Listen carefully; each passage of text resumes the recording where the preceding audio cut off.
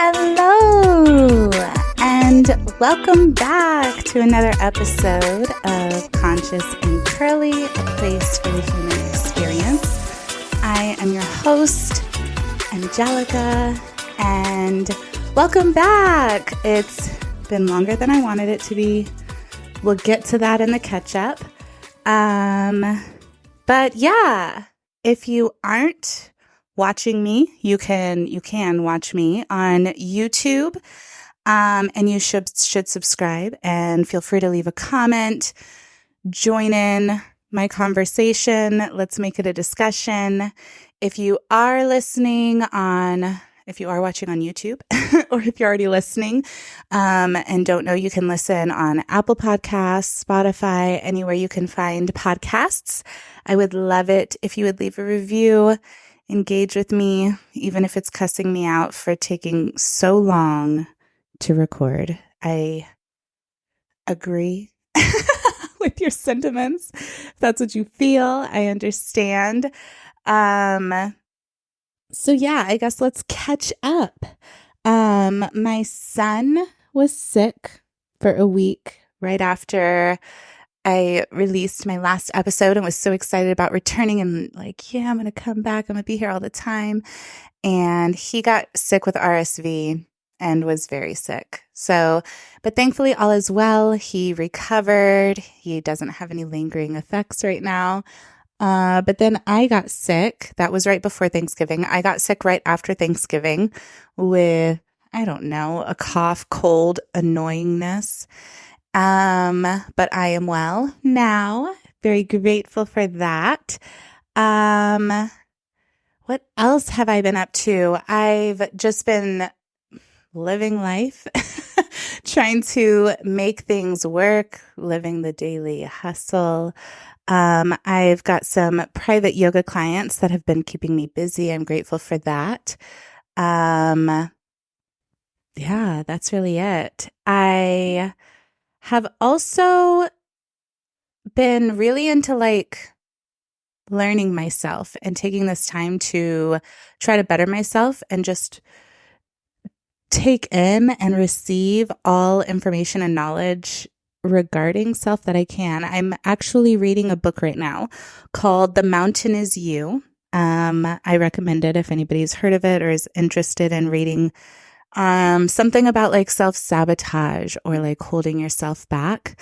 And it is a great book. I'm learning a lot from it, and trying to get better at self-mastery and appreciating myself. And I guess with like learning things, I also recently have like put word to like certain things. I'm like now able to like have a term for these things, and it's helping me like better understand myself, better understand, I don't know, the world. But intrusive thoughts is something that I recently, I don't know, a term that was recently coined to me, and I recognize like all of the intrusive thoughts I have now. And it's really helped me because your girl's got a lot. I have not recognized that before. I just all of a sudden would have these thoughts and thinking about these things that I don't really even want to think about. But now I am deep into the abyss of crazy thoughts that just happened to me. And now I'm learning like the term and what intrusive thoughts are and just recognizing them with my toddler, with other people or whatever. And just to share an intrusive thought that comes to me constantly is one regarding the fact that Earth is like Earth and like just a planet out in the middle of space with flying shit all around, meteors, asteroids. The sun is a ball of fire that's just out there. And it's just crazy. And as this thought has come to me, as I learned more about the different species of beings that have habitated this earth before us and how a lot of them were wiped out by like something catastrophic from space like happening. And a lot of scientists, archaeologists, people who like understand and study the earth are very surprised and say that we're like due for something crazy to happen. And so I'm constantly thinking that. And it's always, and I get lost in the thought of like, what will it be like? I don't want to get morbid. I don't know how other people feel about talking about these things. I'm real open. But yeah, that's an intrusive thought that I've had that I just get lost in thinking about. And I say all that to say, like, maybe take time to recognize the intrusive thoughts that you have and what I recognize about them and why it's important to me to recognize them is because it kind of was a form of anxiety or created some anxiety for me. And when I would end up thinking these thoughts or getting lost in thinking about these thoughts. That's the problem is thinking. The thoughts are not the problem. Thinking about the thoughts is the problem. And I would get lost and just have like all these fears and what ifs and have I's and thoughts and anxieties. And I hated that not having that control, and understanding what it is has helped me feel like I have more control and can like rein it in and be like, this is an intrusive thought and I can just put it aside now. Before I had no idea what it was and why I was thinking it. And it's just overcoming me and blah, blah, blah. But now, for me at least, again, recognizing things, having words to put to things. I mean, words are spells at the end of the day. Like you're constantly like creating your world. And for me to like recognize things and have words for things, it helps me to categorize them and put them where they need to go.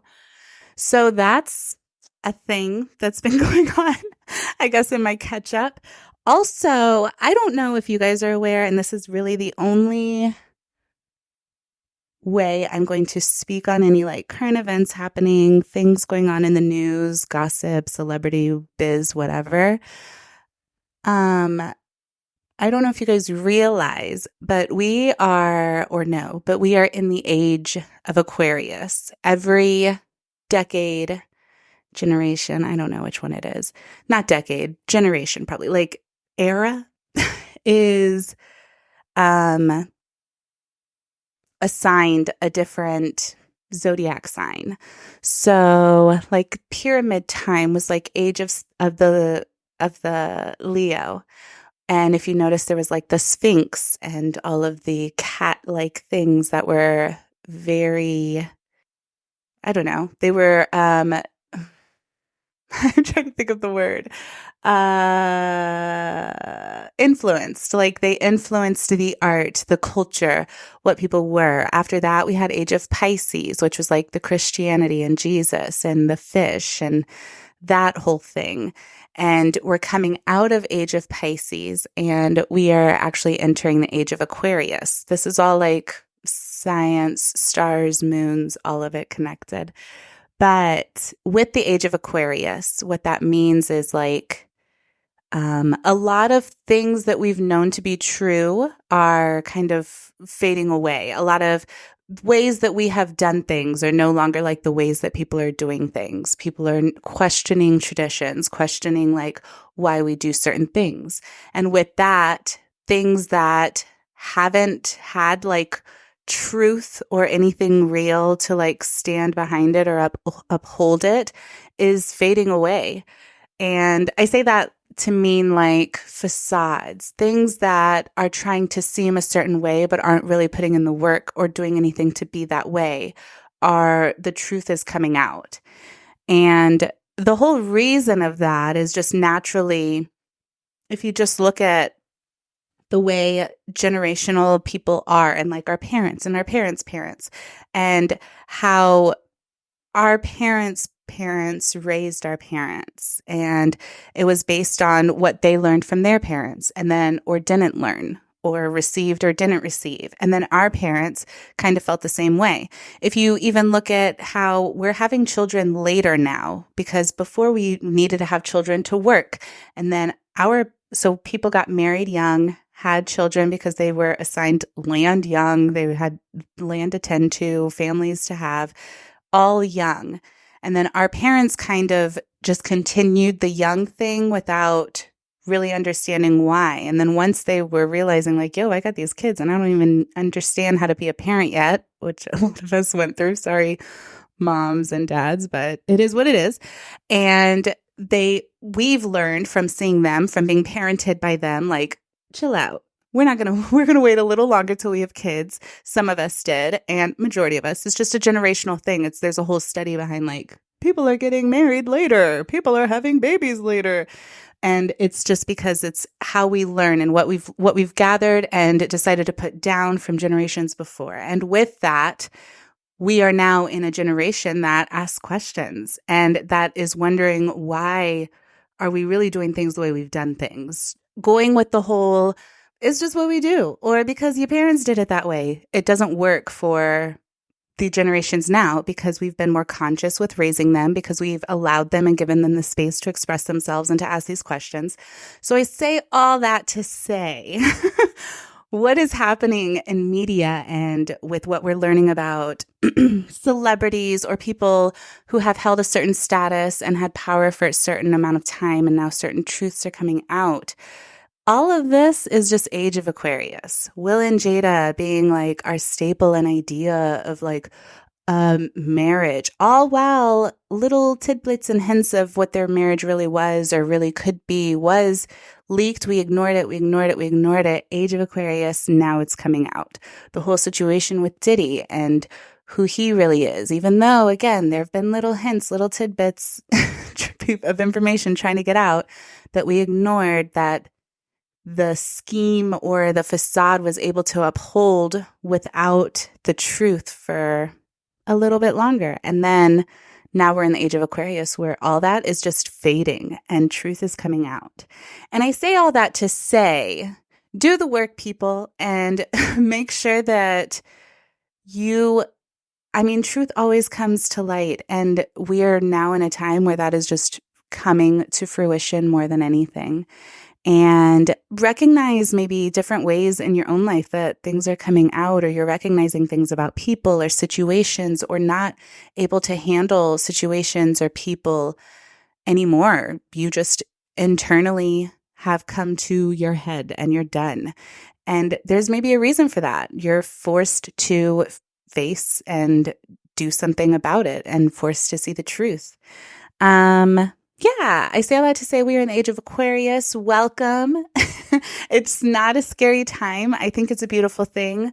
Personally, as somebody who is always trying to do the work and always trying to like lead with my truth and let that be what is and let that be my value.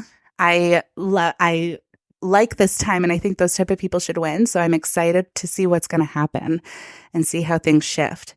But I just invite you to recognize that as well and see how it, like I said, plays out in your own life or your own situations. And I guess, anyway, that kind of goes into what our topic will be today when I get to that in a little bit. We do have some food for thought.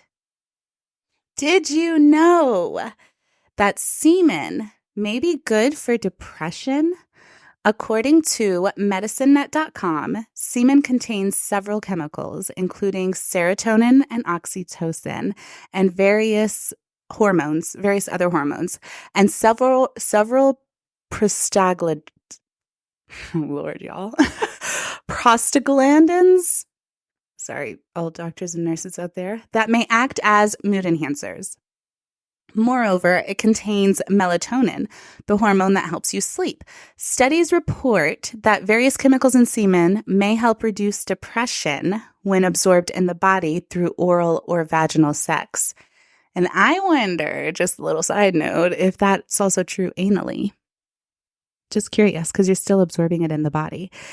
This study went on, just to be frank, to explain like how women who have had unprotected sex being scientifically like less depressed than women who use condoms. But I honestly did not want to include that information, even though I'm telling you now. I don't be responsible. I still say use protection. Now I don't, for different reasons. I just didn't want to include that information and have any type of responsibility for unprotected sex. Use protection, kids. Now back to the topic and getting into the topic.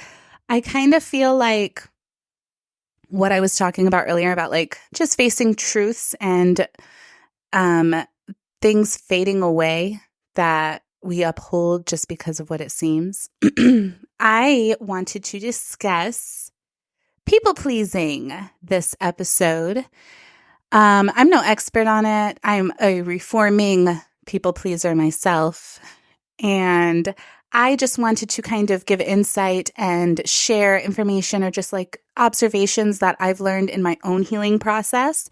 So I was going to break down the title of this episode. I was going to break down like 5 ways to stop people pleasing, but your girl is not that organized with the thoughts in terms of, I couldn't think of 5 different ways of people pleasing, but I said, fuck it. I got a story that actually shows multiple people-pleasing ways in this one story.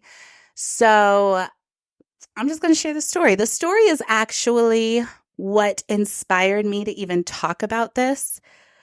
I just wanted to do it in a very organized, like Jay Shetty vibes with like 5 ways of people pleasing. But that's just not me. And I need to accept who I am and accept where I am. And once I did, kids, I'm sorry that I keep calling y'all kids. Y'all aren't kids. Once I did, guys, I felt such relief and so much better and so much more inspired to like record this episode when I was trying to come up with all the different ways and be really organized and just not authentic to myself. I was stressed every time I came to like work on this outline, and I was like really overwhelmed and thinking really hard about how to get this done. But once I just accepted who I am and being like, bitch, you're not that girl. You don't, at least not yet. I'm going to try to get there. I would like to organize like 5 different ways of people pleasing because I know there are. And I know, I mean, maybe this story, y'all can find more. But I'm not there yet. So, and I want to drop these episodes. I want to get them out to you. I want to talk about these things and connect with you guys. So here we are. Story time.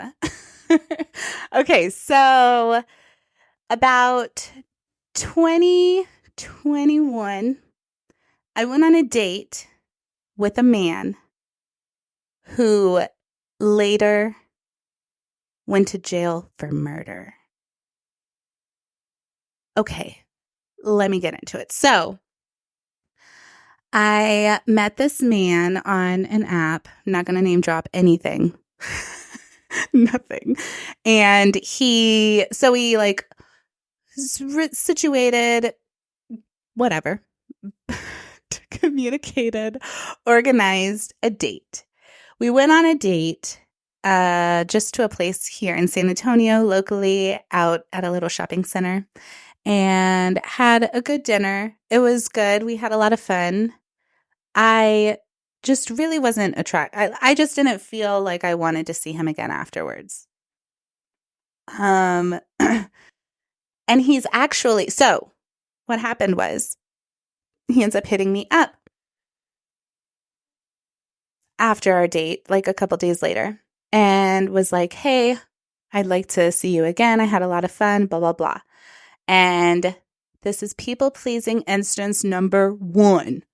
So I initially like felt the uncomfortable. I get like physical symptoms when I'm about to people please. It's a form of anxiety. And if you like take time to actually recognize and sit with your feelings and feel all the things, you'll recognize what you probably go through physically as well. So I like get like this really uncomfortable feeling in my stomach, and my heart starts beating really fast, and I just feel anxious. And I felt anxious about going on another date with him and about agreeing to it when I didn't really want to. Now, What unhealed Angelica would have done is gone on a second date, not enjoyed it, been there just to appease him, and then maybe the next time said something or just let it fade out ghost type wise.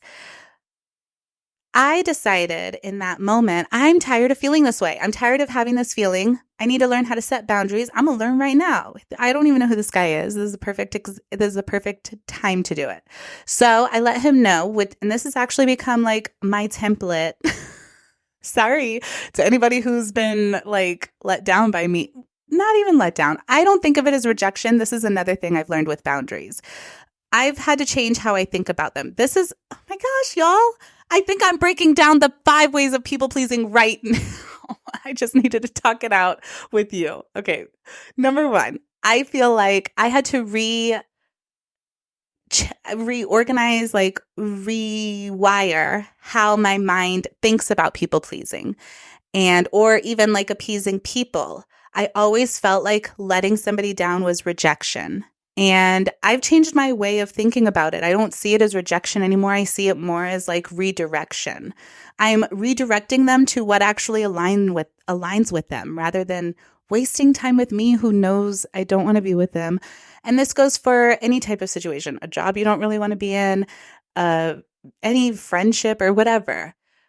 Anyway, so I realized that I needed to set this boundary. And I decided to send him this message, letting him know, like, hey, I've really enjoyed getting to know you. Unfortunately, I don't think we align, and good luck. And he was a little salty at first and said, like, ditto. And then I just let him be salty. And then he ended up responding and saying, like, I've enjoyed getting to know you too. Have a good day, whatever. And it was great. I felt great. And it was like closure. I didn't have to deal with him again. He knows we're not going to deal with each other again. He's not hitting me up later. And it was great. I didn't people please. So fast forward like a month, I'm looking on the news, the local website news. I always look at news. I see a mugshot of a local San Antonio man arrested for murder. And I'm like, and it's him. I know the guy. So I read the whole article. I'm super nosy, y'all. And I'm really crazy, like, investigative. There you go. So I read all the article on him and I was so interested. And I won't go into like his issues. That's all his issue.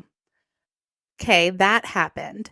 Fast forward to a month ago. This was back in 2021 when we went on the date. I learned about him being arrested for murder. Fast forward to about a month or two ago, 2023. I get a text of like, hey, Angelica? And I said, yeah, who's this? And he acts as though he doesn't really know who I am. He just saw my number and is trying to like jog my memory with like who he is, trying to figure out who I am. And a couple clues in, I realize who it is. And so I'm immediately like, what? He's out of jail. What's going on? He's like trying to like rekindle, like, so you still doing yoga? You still on this side of town? Blah, blah, blah. And I said, yes. And I'm dating somebody. And he said, wow, congratulations. And I didn't say anything. And then he said, well, can't we be friends? This is another instance of people pleasing. And I immediately did. I've never recognized this as people pleasing. It was an epiphany to me in this moment. That was crazy. So I ended up getting all those feelings again, the anxiety and the stomach churning and the heart beating super fast and just the uncomfortability that I'm feeling for somebody else's feelings or what they want. And again, I just made a decision that I was going to draw a boundary of not stepping into somebody else's delusional world just to appease them. unhealed Angelica would have said, yeah, sure, we can be friends, and texted him like unwillingly or just like randomly if I'm feeling bored, and just let the friendship fade out. And I decided I didn't even want to waste my time on that. It's so stupid. And why am I going to? Because so many of us have agreed to this is why he has the audacity to ask me this question, knowing damn well we weren't friends. We've never been friends. There's no reason we could be friends. He knows it's a delusional ass question, but the reason he feels entitled and okay with asking it is because so many of us have accepted it and told him that this is an okay thing to do.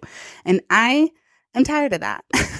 And so I think it's about time that truth be told and truth be recognized and truth be spoken, no matter how uncomfortable it makes people. How much we push truth aside for the comfort of others, it amazes me. And it's something that just I, as a reforming people pleaser, recognize and just am constantly looking at like, damn, I feel so uncomfortable right now about what's real, but why? And it's just because of how normalized society has made and the shame that we've taught ourselves to take on for things that aren't even real. So I proceeded to tell this man we were never friends. I said we were never friends. We went out on a date with the intention of romantic relations. I was no longer interested. I told you I was no longer interested, and we wished each other luck. That was it. So no, I don't see a purpose in us keeping in contact. He responded, oh, now I remember who you are. When I was whining and dining you, you were fine with being with me. But once, and he said he like waited a few days after our date, and then he decided to ask me out again. But then I decided that we no longer align, and basically made it seem like I'm just using him for money. We had appetizers and drinks, just side note. And he doesn't even know that I know that he went away from what happened to him. And I'm not saying anything about it. I really wanted to be petty, but I'm not, because honestly, what he's mad about, what the whole feelings of like disagreement are about, is about truth. And there's no reason to be petty about that. Like it would do nothing. What we were fighting about isn't even real. We weren't friends. Him being upset about that is his own issue. So after that, I just realized, and I felt great. Like I felt at peace in just knowing like homeboy's never going to hit me up again, no matter what type of Mercury retrograde or whatever's going on. I'm not going to have to hear from him again. He knows where I stand. He knows that I will speak truth if he comes over here. And I just wanted to, I guess I don't have the 5 ways, but I gave you a couple instances of how to do it. And I just think setting boundaries is a great start, or the start to like stopping people pleasing. And setting boundaries is really just, again, speaking your truth and saying like, this is where I stand. And yeah, it doesn't have to be like I said, rejection. It can be redirection. You can actually say yes and then set some type of guideline that you still will be upholding for yourself if you aren't ready to just say no to somebody. But I just wanted to, I guess, give you guys those examples and encourage mainly us women, because I feel like as a woman, that was very much something that a lot of us have gone through and get coerced to do. And later we're like, why the fuck am I even doing this? Why am I on this date with this guy that I'm not even interested in? Why am I on the phone with this guy that I'm not even interested in? And encourage you to realize that those are all forms of people pleasing that we all end up doing, that you really don't have to. Also, going out somewhere, if you don't want to go out, even if you told your friend that you would, you can change your mind. I think recognizing that we can change our mind and accepting that is huge. Just personally, it's something, again, as a reforming people pleaser, I've had to really learn and take onus of and be okay with. Like, yeah, I was really down to go out, but I've had a whole day with my kids and now I'm tired and I just don't want to anymore, and not feeling crappy about it and not letting somebody make you feel bad, because you accept that you change your mind and you know that things happen. And also giving that grace to others. When people cancel on me or change their mind about how they feel about something, I'm totally accepting of it and I totally get it. And I give that grace because I want the same and I want to receive the same. So I just encourage you all to reflect on that, maybe recognize different ways that you're people pleasing. Share with me. Feel free to leave a comment of other ways that you're people pleasing, the other 4 or 5 I can't think of. I just encourage all of us to try to be better, do better, in all ways. And I think that starts with truth, with speaking truth, with holding others accountable to truth, as well as accepting that accountability to be held to ourselves. I, in turn, will not try to make somebody go into a delusional world with me. I accept what is. I know what the truth is, and I accept when people are willing to speak on the truth and just stay where truth is. That was weird what I did with my hand. Sorry. So I guess that concludes my topic. I feel like I went all over the place to get to the point, but I think the point was made. And you got a story time out of it. That is a crazy story about a guy I went on a date with that I've been wanting to tell and I didn't know how. And bam, there was a lesson in the madness, as there usually is. And so your girl never got into any type of crazy situation, thankfully. I heeded all red flags I saw and was not attracted and set my boundaries and didn't end up in any type of crazy situation. And I encourage you to do the same. Just like I said, speak your truth. Recognize when somebody's trying to make you feel what they want you to feel versus what you really feel. Yeah. Anyway, I need to conclude it before I keep rambling. So that's the 5 ways of people pleasing. No, that was my story time on people pleasing that I hope you can learn a thing or two from. Yeah. So for my anonymously kinky, I do not have any questions. And I'm not mad about not having questions because I have not been consistent enough to deserve questions. But should you have questions, you can find me on Instagram, conscious_curly, and DM me. If you really want it to be anonymous, you can that would be anonymous. I will keep you anonymous. But if you don't even want me knowing who you are and be behind a real veil, you can email me, askconsciousandcurly, all spelled out, @gmail.com. With that being said, I also don't have any just regular questions.